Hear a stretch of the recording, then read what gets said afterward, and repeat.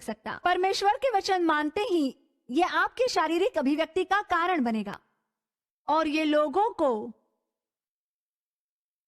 उनके लाभ दिखाने का कारण होगा।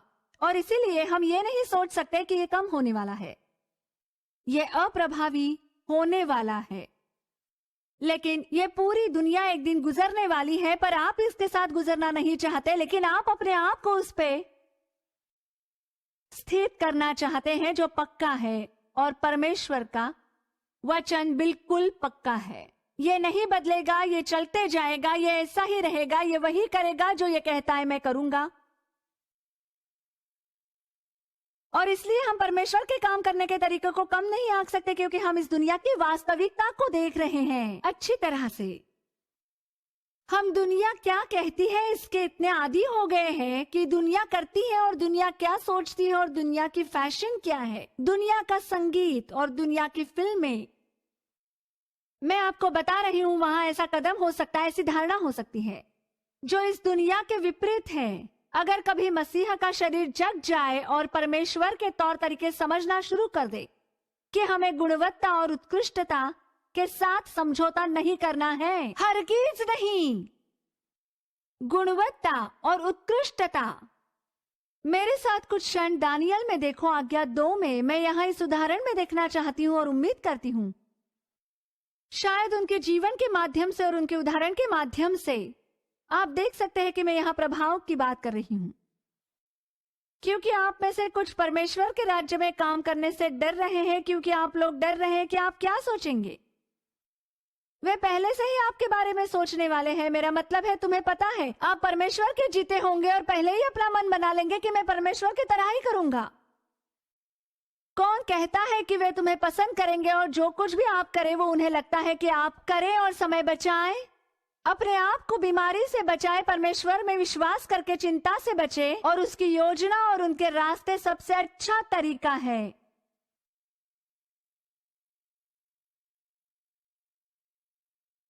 दानियल आज्ञा 2, दानियल आज्ञा 2।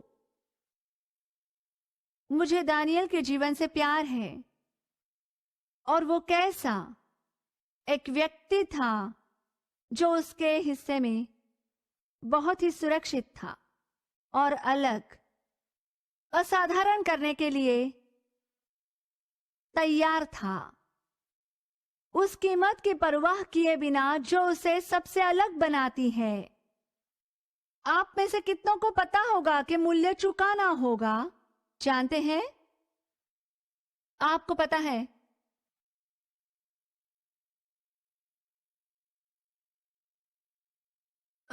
मुझे दानियल को खोजना है, मुझे मेरी सामग्री तालिका में जाने दो। ठीक है, एजेकिल के बाद ऐसा नाटक मत करो जैसे आपको पता ही नहीं। आप में से कुछ वहां अभी पहुंचे ही नहीं। दानियल आज्ञा 2 देखिए, वचन 40।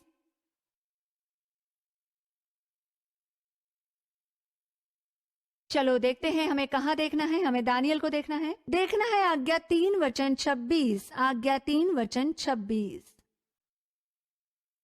हम सिर्फ चिल्लाते हैं कि दानियल शेर की मांद में था और कैसे परमेश्वर ने उसे चौथे आदमी के साथ बाहर लाया। आपको उससे भी ज्यादा जानना चाहिए। चौथा आदमी जो आया, उस सभी के लिए परमेश्वर का धन्यवाद। तुम्हें पता है, परमेश्वर का उस सब के लिए धन्यवाद करो, लेकिन मुझे पता करना है कि उसने चौथा आदमी कैसे लाया और कैसे मैं चौथे आदमी को मेरी समस्याओं में लाऊं। मैं चाहती हूं कि वो चौथा आदमी मेरे लिए वही करे जो उन्होंने दानियल के लिए किया। आमीन।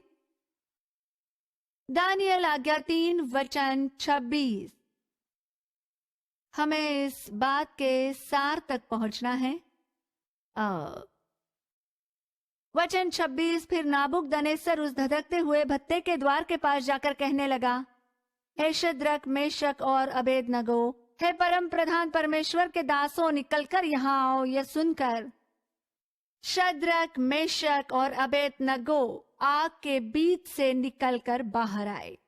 और ये सब नबूकदनेस्सर के कानून बनाने के बाद हुआ, और जो लोगों ने दुनिया के और राजा के कानून का पालन नहीं किया, ये परिणाम उन लोगों की वजह से था। और दानियल ने निश्चय कर लिया था कि वो अपने आप को अशुद्ध नहीं कर सकते और ना ही कभी करने देंगे, कभी नहीं। वो कभी समझौता नहीं करेंगे। और आपको भी अपने मन में सोच लेना चाहिए, आप बाद में नहीं तय कर सकते। लालच के बीच, परीक्षण के बीच आपको समझौता करना चाहिए कि नहीं, आप में से कितनों को पता है आपको अभी तय करना होगा। आग के बीचों बीच करने का समय नहीं है। और उसने अपना मन बना लिया था कि वो अपने आप को अशुद्ध नहीं करेगा। और इसीलिए पवित्र पुस्तक कहती है कि उन्होंने उनको आग के बीच से बाहर बुलाया। और फिर वचन 27 में, और जब अधिपति, हकीम, गवर्नर और राजा के मंत्रियों ने जो इकट्ठे हुए थे उन पुरुषों की ओर देखो, ये सभी उसी प्रकार के पुरुष थे जिनके पास प्रभाव था, जिनके पास ताकत थी, जिनके पास अधिकार था। ये सब वो लोग नहीं थे जिनका प्रभाव राज्य में था या फिर एक दायरे में उनका प्रभाव था। ये सब कप्तान थे, राजपाल थे, राजा के सलाहकार थे, जो सब अपने नाबूकदनेस्सर के साथ थे। और इसलिए हमें याद रखना चाहिए कि हमें एक ना एक प्रकार का प्रभाव है। आप किसी को प्रभावित कर रहे हैं, चाहे आप उन्हें परमेश्वर की ओर प्रभावित कर रहे हैं या फिर दुनिया की ओर। भले ही वो परमेश्वर का राज्य हो या फिर इस दुनिया के किसी मनुष्य का राज्य हो। और इसीलिए वहां जो लोग थे जो नाबूकदनेस्सर के साथ थे, जिसके बाद उन्हें उग्र भट्टी में डाल दिया गया। और इसीलिए कहा गया है कि जब उन्हें आग में फेंका गया था तब उनकी देह में आग का कुछ भी प्रभाव पाया नहीं गया। परमेश्वर की महिमा। और उनके सर का एक भी बाल नहीं झुलसा, ना ही उनकी खाल झुलसी, ना ही वहां जलने की किसी तरह की गंध फैली। आप में से कितनों को पता है कि आप आग में हो सकते हो लेकिन आग जला नहीं सकेगी।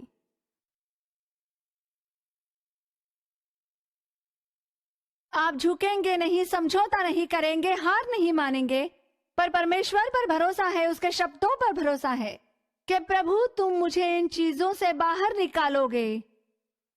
पता नहीं कैसे, पर तुम ये सब करने वाले हो। तो इस जगह पर यही सब हो रहा था। वो देखने लगे कि कैसे आग के बीचों बीच रहकर भी उन पर कोई प्रभाव नहीं पड़ा है।